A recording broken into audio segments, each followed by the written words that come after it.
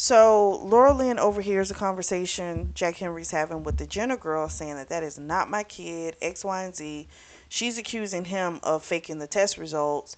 And when that didn't work, she comes with the real threat, which is what everything was about the whole time: money. So she says she's going to expose what he used to do. She wants money to basically keep it out of the press. Um, So Laura Lynn was like, don't pay her anything. If it comes out, it comes out. The people we love, we'll talk to them, we'll let them know X, Y, and Z, and that'll be that. She said, I'm with you. If you choose to do it, then okay, but I don't think we need to pay her anything. So he's going to put his PI guy on her. Why the fuck you didn't do this shit before? Is my point. As soon as that bitch came up with it, why he didn't do it before? To me, he should have put the PI then. So he calls his PI guy and to see what he can find out. They go to dinner with Jack Henry's parents so they can tell them about the baby. Before they go into that, Laura Lynn was kind of saying how she would like to know more about the wine business so she could talk with him about it. And Margaret just kind of tells her, you don't want to do that. You want to be his escape, his solitude, his refuge, sanctuary, from that business. If you know about it too and you talk about it too, where's the sanctuary? You know? So you don't really want to do that. And being that, she sees they seem to be okay, her and Henry, she figures that's probably some sound advice. Because unfortunately, she can't get any advice from her stupid mama. Because that bitch is trash. Um, so they wind up telling the mom. She, of course, she is so happy. Henry's happy as well. Um, But that mom, let me tell you, she's excited. So on their way back from the restaurant, she calls her mom to tell her, and her mom says, what have you done? Why did you let him knock you up? You've ruined your career. Which to me, I feel is her way of saying that's what Laura Lynn did to her. You ruined her career. And so here's the thing. You had this affair with this married man. You had a baby. He threw you away because you were supposed to be fun, right? But then you go and get a baby. So now you're no longer fun.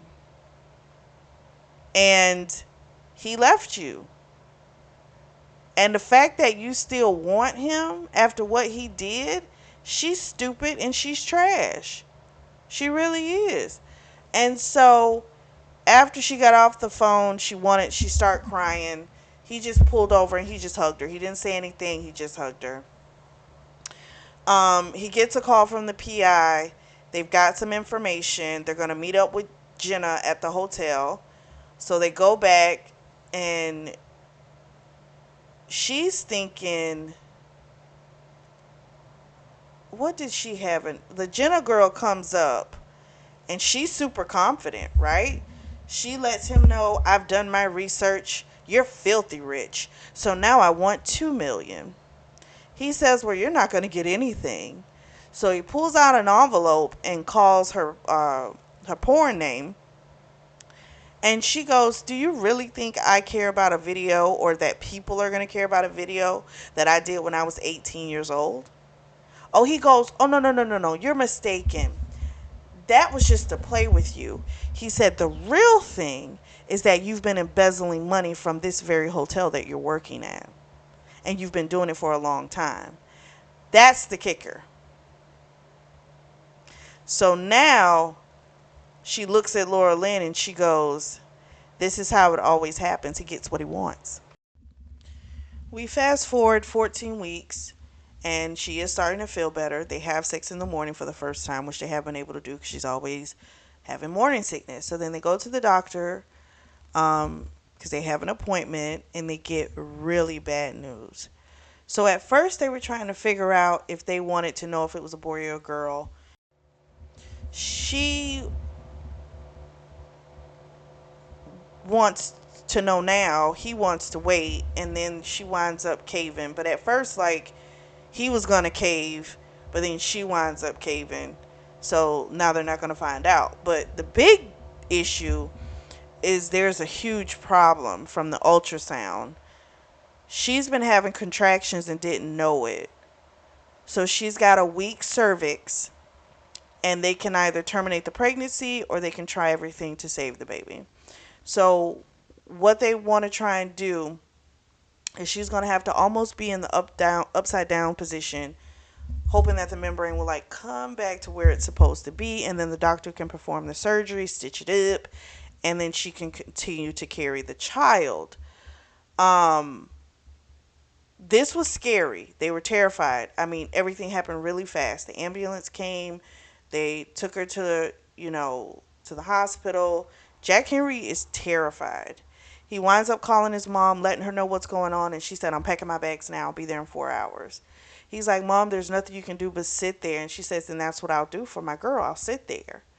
So then he calls her fucking mom, and when he tells her mom there's been a complication with the baby, the mom almost sounds happy when she says, "Did she miscarry?" And when he says no, but we're trying to do everything we can to save the child, the mom goes on to say, "Well, I have great news. Me and the sperm donor," that's what I call him. I don't even remember his name and I don't want to. Um, we're getting married. And he just couldn't believe it. Like, your daughter is going through something and this is your response? And she wanted to talk to her. She really wanted to talk to Laura Lynn to tell her the happy news. And he says, "Well, she's busy right now, so she can't." She wasn't, but he wasn't going to give her that phone. That woman does not need to be disturbed. And I agree with him on this one. So he's like, "I'll let her know when she wakes up." Right? And so he hangs up the phone and he's like, he doesn't know if it's mental illness or if she's just this horrible person. I'm going to go with horrible person. That's what I think, you know? So he just, that woman is just awful. There's just no other way to put it. She's awful. Your kid is going through this and your only thought is to express your happiness of what you're getting that you've wanted for all these years. We switch back to Laurel Lynn. She asked Jack Henry if he had spoken with her mom. He winds up telling her the conversation. And she's starting to decide that she might not want her mom in her life because the fact that she would wish for her child to be miscarried because she wants her daughter to have a career is just disgusting. And the way Margaret acts is just such, she's so happy. And when they're going to do another ultrasound, she's happy. She wants to be there. She's excited. And she's like, that's how a grandmother should be. Not like this, the way her mom is.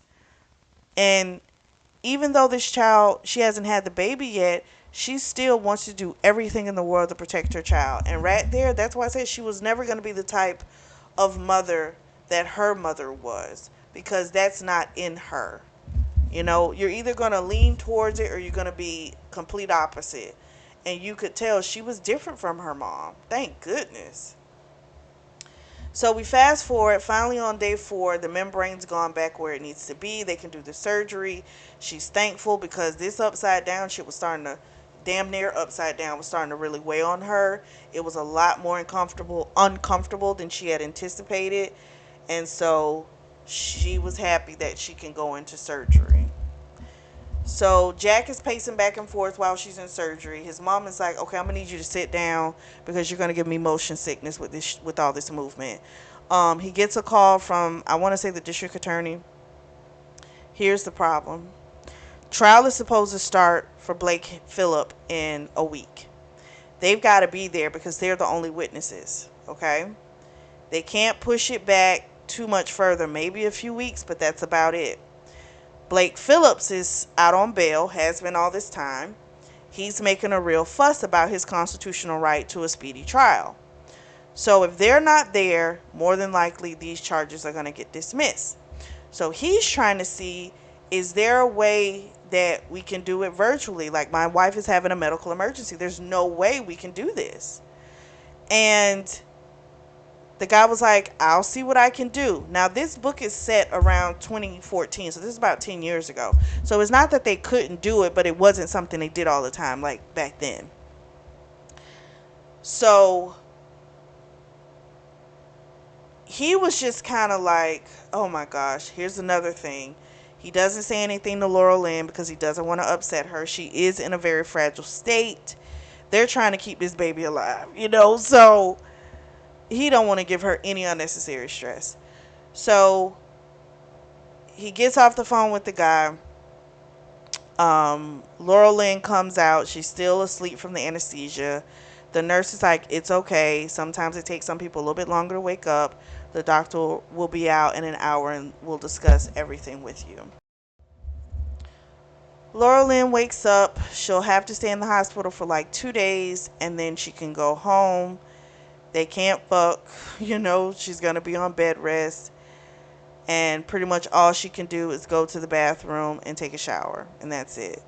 So when she gets back, she wants to be on the couch. She's been in the bed for too long. So they have a routine every day. Get up, take a shower. He goes to work. She sits on the couch. He comes home. They eat dinner. They sit on the couch. They go to sleep. No sex. Addison's going to come over because she's finally off of bed rest. The privia for her is over, so she can now function a little normally.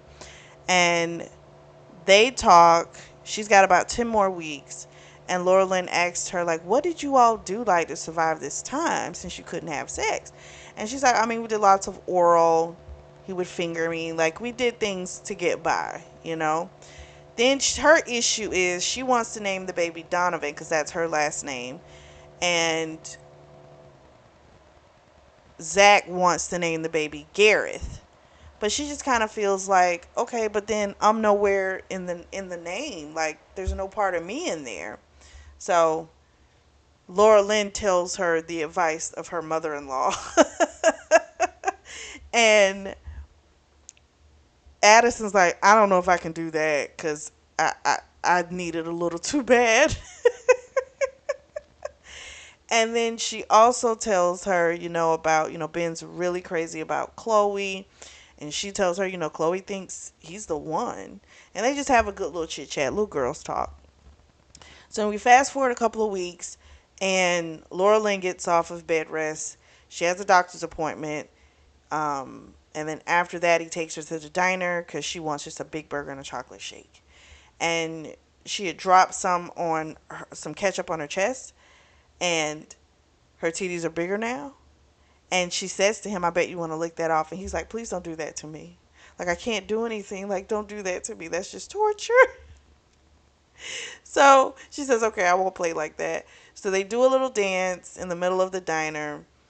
Then that night they go home and he has some stuff to do. They have a light dinner.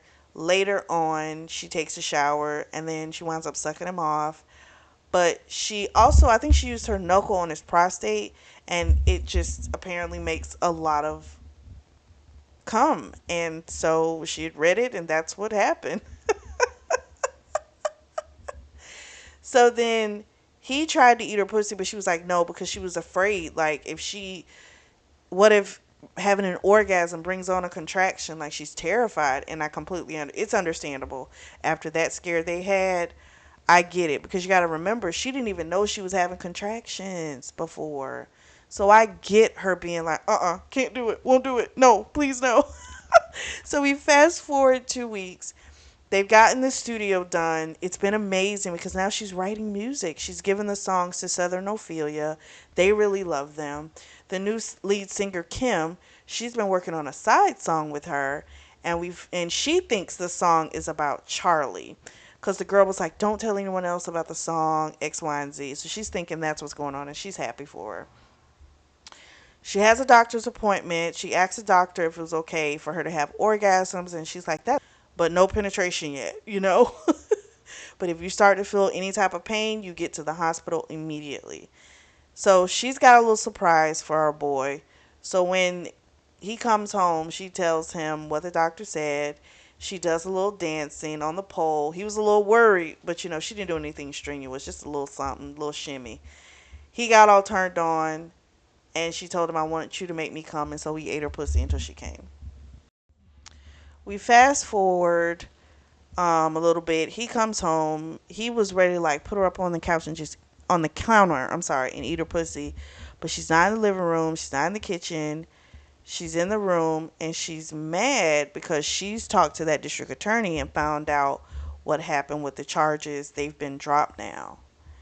And so he told her, listen, I tried to get them to do a virtual one because we couldn't travel. I didn't want to stress you out about the baby, you know. And she's still pissed, and she winds up slipping up saying something that happened that he didn't know. So apparently when Blake reached and snatched her panties off, he shoved fingers in her cooch too. And that was the part that she left out. And he is boiling. But he doesn't say anything to her, but it just even more so makes him want to make that guy pay for his crimes. And he tells her, don't worry about it. She's like, don't you do anything illegal. She's like, he's like, I'm not going to. She wants more information on what he's going to do. And Jack Henry goes out to get some wine, you know, to drink with his dinner. We find out he really doesn't have a plan. Like, he's trying to figure it out, okay? So, we find out, well, let me say it correctly. Jack Henry has found out through his PI that Blake Phillips has been doing this shit for a long time to different women. However, Laurel Lynn, was the first person to ever come forward. So he's working on something, but he doesn't know what he's gonna tell her because he comes back. She's still pissy, right? Because she wants to know what he's going to do, and he's not telling her. And he could have just said, honestly, I don't know. You know, just tell her you don't know. So anyway, Addison gets married, and then the night that she gets married, Addison goes into labor. And so Laura Lynn was going to try and drive herself, and he's like, that is not happening. So he takes her to the hospital. She gets to the hospital, and Jack let her out. He goes to the park. She goes in. Ben's there. Of course he's there because that's his sister. And Chloe's there as well. So this all worked out really well for Addison because her family was here for the wedding. So now she was due in a month. So now her family, they get to be here for this. If they couldn't, they can be. So that was pretty awesome. So her water broke, but she's not having any contractions. Because of this, they have to like make her have contractions, which means the delivery is going to be really long. Poor Zach, when it's time for her to get an epidural, he passed out because he don't do good with needles. It wound up taking like 13 hours. But she had a boy. And yes, she named the child, what was it? Donovan Zachary Kingston. So she got her way. Which Laura Lynn was like, it would be no other way with Addison. Also, when she came out and she talked to Jack Henry, she let him know, like, this is a lot more intense. Like, this is a little scary, right? But then she also had noticed one time she came out that he was talking to Ben, and it seemed pretty cordial. So it seems like it's moving in a good direction because I think it should. You have no reason to be mad at that man anymore. You got the woman. Your sister seems to be happy. It's not like they ever fucked. You know what I'm saying? So it is something he needs to kind of let go of. But it's like, focus on your own shit. Y'all got a lot going on. Okay, so Laurel Lynn is at 32 weeks. She gets a call from her mother, and we find out Blake Phillips is dead. Someone shot him in the chest. She, of course, she looks right at Jack Henry. And when she gets off the phone, she says, what did you do? And he's like, what are you talking about? And she's like, Blake Phillips is dead. Someone shot him. He's like, I have been here with you. She's like, you could have hired someone to do it. He's like, I didn't. He does tell her that they found out the whole thing about him, raping. It's been done to a lot of women. And one of the women, Hannah Doty, was the only one that was willing to come forward and talk. But apparently 2 days ago, she offed herself. And so her father is the one that went and shot Blake Phillips. So as they're talking, she says, this is just awful. And of course, the Blake guy had told Hannah that, she couldn't hack it and she had to go running home. That was the story that he fed to Laura Lynn as to what happened to Hannah. And so he decides he's going to pay for her legal. I'm sorry, she's gone. The father. He's going to pay for the father's legal team because they didn't have much money. And he's like, I just want to do what I can for them because that is just good grief. That is just so awful. So they get to the day where they have to take out the stitch of the cervix. If she goes into labor, they're going to go ahead and let her have it. But she's got to sit there for a few hours to make sure she doesn't dilate anymore. So she's at about 2 to 3 centimeters right now. When they wait a few hours, it stays the same. So Jack Henry's happy because that means he can go home and he can fuck. So they are gonna be able to go home, and when they get there, they have their fun. But she's a little disappointed because she kind of wanted to go ahead and have the baby. Like, the idea that she could have been coming home in a couple days with the baby, that was more exciting to her. But of course, she doesn't say anything to Jack Henry. She hits 39 weeks and she's tossing and turning, and he wakes up and he's like, are you in pain? And she says, yeah. He says, how long? She says, about an hour. He says, are you having contractions? She said, I think I am. Her water breaks. They get her to the hospital. She decides she's going to do it au natural. She's not going to do she's not going to do the epidural. She's already like 7 meters dilated, so she doesn't really feel like she needs to. Um, it's kicking her ass, but she thinks she can tolerate it. Well, Jack Henry wants her to have it because he doesn't want her in pain. He calls his mom, tells her what's going on. She's like, oh gosh, I'm not going to make it in time for the baby, to be born, but she's still, on her way. And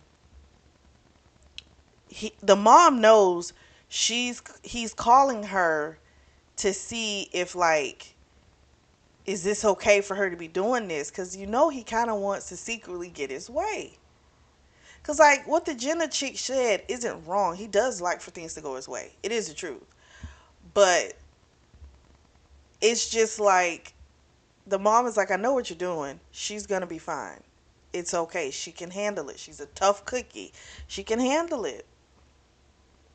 So he leaves a message for her mother, if we even want to call her that. I can't stand that bitch. I really can't. It gets really rough. There was once where she was like, I can't do it. I can't do it. He's telling her, sweetie, you gotta push. You gotta give us a push. So she's able to give one more to get her out, and it was a girl. So he had been saying the whole time, it's a girl, it's a girl. She had been saying, I think it's a boy. And then sure enough, it's a girl. So they named the baby Maggie James. So they have their baby girl. So he was clearly right. And he just felt like that's what it was going to be. Like, and when he's thought of her and having a family, what he saw at first was like her and this little girl with brown hair and her eyes. That's what he saw. So, sure enough, That's what they had. And so it was a really beautiful moment. We fast forward a couple years and we find out they've had a set of twin boys, and they're 9 months. Maggie's about 3 now. And he's like, we need some time away. She's terrified about leaving the kids. He was like, we're going to take them to my parents. They'll be fine, you know. So they take the kids over there. She's crying when it's time to leave. But when she gets on the plane, she's okay. They go to their house in Maui. They have a great fuck session. She winds up telling him, because he had started saying about he wanted to maybe wait until the twins were like maybe 2, and then they could try for another one. But unfortunately, she lets him know she's already pregnant. Number 4 is coming. He's decided to sell some of the vineyards because he needs to be home with his family. So he's going to give first pickings to Ben, because him and Ben are cool now. Him and Ben and Chloe are now married. They're expecting their first child. And after Ben, then he's going to give Zach, second pickings, I guess we'll say. And give them, allow them to make, sell it. They'll get it a little cheaper, but it's all family now, right? So that was sweet. So that's how it ends. But you know what really made me happy is that he saw how his father was workaholic, worked all the time. He didn't see him that much. And he wants to be a different type of father. Again, not to say that Henry was awful, but he couldn't be there because the business, right? And so it's nice that even Jack Henry is like, I don't want to do that. Like, I want to be there with my family. I want to be there with my wife and my kids. Like, I want to be a present father. And so I like that he took the steps, or shall we say he's taking the steps to make sure that she doesn't have to do this all on her own, that this doesn't all fall on her. So I like that. That's a good partner. Shout out to him. But what did you all think? I really liked it. I was wondering if the author was going to make him the father of that child. Which, again, I still feel like if that was the case, it would have sucked, because you can already tell that this woman was a piece of work. But this is also when I be like, you know what? She's toxic. Let's get the baby and bring him over here. I'm just saying. But it's like, how did she think that was going to play out? Did she really think he was going to be that stupid that he was going to take your test that you have? Did she really think that? Like, do you really think this man became rich being stupid? So her plan was just all messed up. And I'm just kind of like, what was you doing with the money that you were stealing? That now you need more money? You already embezzling? Like, what are you doing? So that was something. But I did really like it. The only thing that was getting on my nerves a lot was when our girl Laura Lynn kept like penalizing him for his past. You knew he had these relationships. This is what it was. Which means that after that crazy one, the first crazy one came out, she found out about, that would have been the time to run. That would have been the time to say, you know what? I think you're going to have a lot of issues, because you got to think, once you marry, it becomes known. All of those, not all of them, but more than likely, there's going to be some women that are going to come along and feel like, well, why didn't he choose me? What was wrong with me? That's what's going to happen. So I just felt like she is young. She's like, what, 23, 24? I don't know. She's young. But it was just like, that's where you think about that type of stuff before you really commit. You may have these emotions and these feelings, but at the same time, listen, this is real. He has a real past, with real stuff. And If you can't handle it, then you have to let him go. You may love him all to pieces, but if you can't deal with the past and the fact that it could come up to bite you in the ass, leave him alone. So she just kind of got on my nerves. I understand being frustrated, but she took it. She was getting mad at him because it reflected her insecurities, you know? And it brought it to the forefront. And that was the part she hated, that it kept bringing up her insecurities. But that's where you go lay on somebody's couch and you deal with your shit, you know?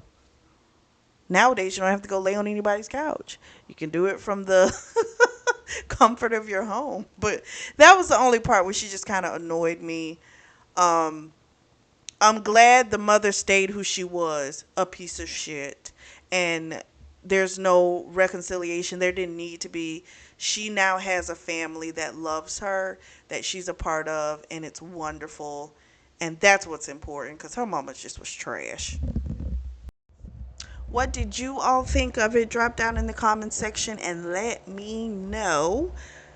If you are in the market for a beautiful notebook or journal, I do have those available, and the links are going to be available down below in the description section. Make sure you subscribe, and share. And as always, I truly do thank you all for your support, and thank you for tuning in to the Always Reading Book Club.